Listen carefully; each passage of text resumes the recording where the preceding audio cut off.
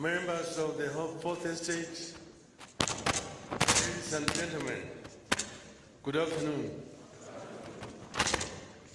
We have a statement that we want to issue today following the general elections that were held in our country on the 9th of this month. Today, I want to address my fellow Kenyans and the international community about the 2022 Kenyan elections and the role of the Independent Election and Boundaries Commission, the IEBC, the body mandated by the Constitution and the law to conduct and manage elections. On August 9th, 2022, millions of Kenyans turned out in large numbers in an attempt to choose their leaders at the national, county, and local levels after long and generally peaceful campaigns. But yesterday, August 15th, our budding democracy suffered a major setback. As a result, Kenya faces a grave legal and political crisis as a result of the actions of Mr. Wafula Chebukati, the chairperson of the IEBC. The Constitution and our laws are clear about how the IEBC should conduct its business. There is no more important role for the IEBC than the conduct, transmission, and tallying of the presidential election. We are painfully aware of the past political biases by the IEBC that plunged this country into its darkest chapter. The terrible memories of the aftermath of the 2007 elections are still fresh in our minds. In 2017, the Supreme Court of Kenya nullified the presidential election again because of the misconduct of the IEBC. What we saw yesterday was a travesty and a blatant disregard of the Constitution and the laws of Kenya by Mr. Chebukati and a minority of IEBC commissioners.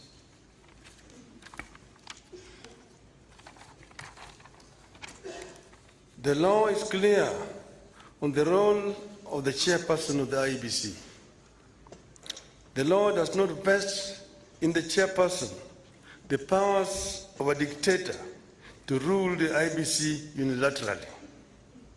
The IEBC is structured as a democratic institution in which decisions must be taken either by consensus or by a vote of the majority.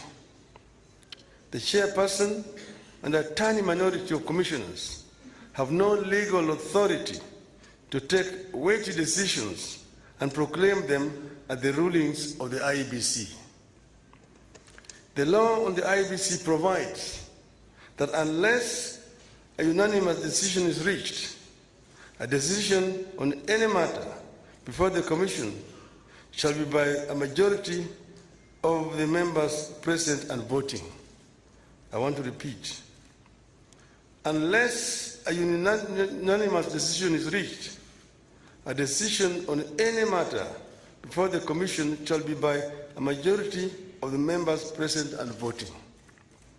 In addition, the Court of Appeal in the Maina Kiai case ruled, and I quote again, reiterate, as we conclude, that there is no doubt from the architecture of the laws we have considered that the people of Kenya did not intend to vest or concentrate such sweeping and boundless powers in one individual, that is the chairperson of the appellant. That is why I and Azimio La Umoja One Kenya and the nation at large were shocked yesterday to learn that Mr. Chebukati alone decided to pronounce himself on the supposed winner of the 2022 presidential elections.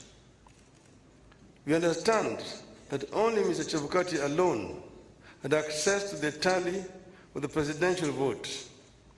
He denied all the commissioners access to that information until he suddenly appeared before the commissioners in the late afternoon to present them with a fait accompli.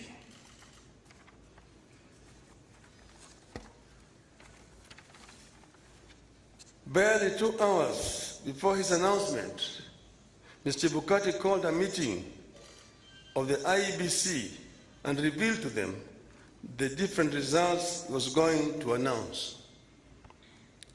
4 of the 7 protested Mr. Chebukati's actions.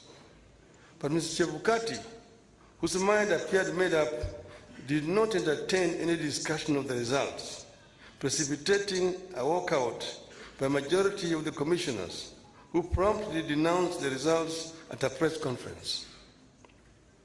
We know what happened next. A majority of the commissioners walked out and held a press conference where they denounced the results.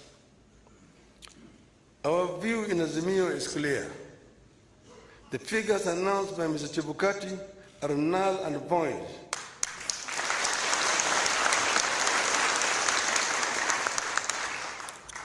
I repeat, the figures announced by Mr. Chebukati are null and void and must be quashed by a court of law.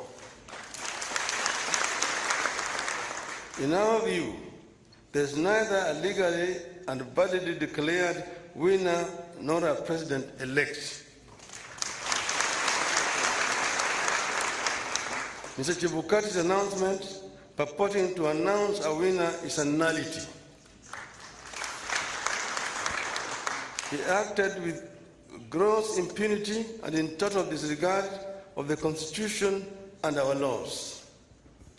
He could have plunged our country into chaos had our supporters not exercised great restraint.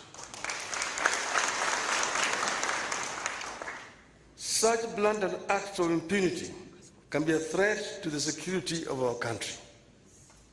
It is not up to us to decide whether Mr. Chebukati has committed an offense. We leave that determination to the appropriate authorities. But for avoidance of doubt, I want to repeat that we totally and without reservations reject the presidential results announced yesterday by Mr. Chebukati. I want to commend our supporters for remaining calm and keeping the peace, and I urge them to continue to do so.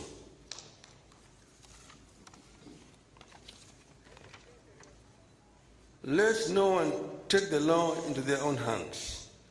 We are pursuing constitutional and lawful channels and processes to invalidate Mr. Chebukati's illegal and unconstitutional pronouncement. We are certain that justice will prevail. I want to further commend the heroism of the 4 commissioners, the majority of the IEBC, who stood up to the bullying and the illegal conduct of Mr. Chebukati. We are proud of them and ask them not to fear anything. Kenyans are with them. Today, I do not want to fully address our strategies going forward, but suffice it to note that we will be pursuing all constitutional and legal options available to us.